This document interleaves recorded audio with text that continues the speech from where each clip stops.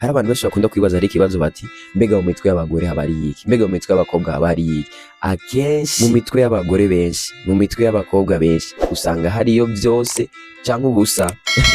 Hari umuntu yavuze ngo dans la tête des femmes il y a tout ou rien. Ni kuvuga iki? Ni kuvuga ushobora gusanga mu mwanya umwe ibintu byose koko umenga biri muri bo, uwundi mwanya ugasanga umenga ni zero, umenga nta kintu na kimwe kiri.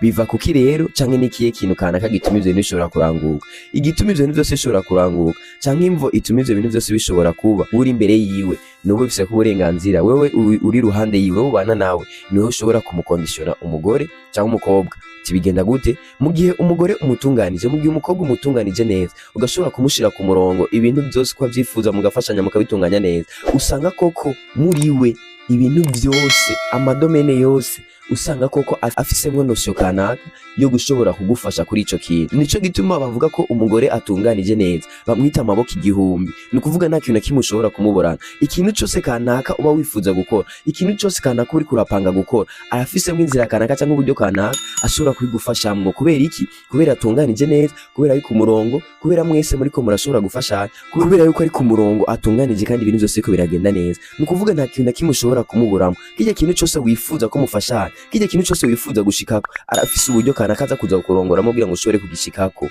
Ariko sasa hinga umuvuruge rero, hinge mutangure gushwana, hinge utangure kumwinjiza muri ibi cyane batangure kwinjiza muri ibi, ndakubwiye ko ahinduka ubusa.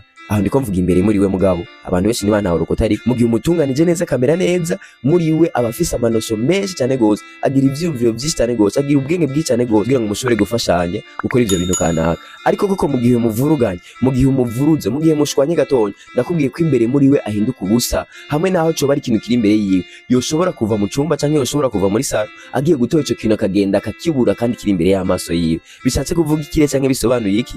Mu gihe umaze kumuvuruga, mu gihe umaze guhindura ubwenge bwiwe, bice bituma koko bya bintu byose yari gushira ku mutima byose acabanza akabisipima byose, hama ivyo bibazo niyo mishwana nuko kuvurugana nivyo byo bice biguma muri we. Iryo rero niryo banga abantu benshi bataratahura. Nico gituma nimbura umugabo ukaba wifuza ko umugore wawe umusangamwo byose, gerageza kumutunganya neza, umushire ku murongo, umenye ivyo yifuza, umenye nawe ivyo wifuza, mushirane kuri ordre, mushirane ku rutonde rumeze neza. Bizotuma koko nabije nijye migambo uri kurakora, bijye muri ko murapanga byose mushobora kubishika ko byoroshe. Ariko koko nimba hari umwasi wa mbere yoza kuza kugira ngo ashobore kononera ibintu, kugira ngo ashobore kuvurugira ibintu, ni mu gihe umukobwa cyangwa umugore umaze kuvurugana. Mu gihe umaze kuvurugana mudaciye mu bitunganya neza, ndakubwiye ko ivyo yarafise byose, imigambi yarafise byose, yose ko bishobora guhinduka ubusa, byose ko bishobora kuvurugika. Wa wundi waruzi nk'incabwenge, wa mukobwa waruzi nk'umukobwa koko wakaranga, ukamurondera ukamubura. Twibagire kubana tugira like, follow canke subscribe.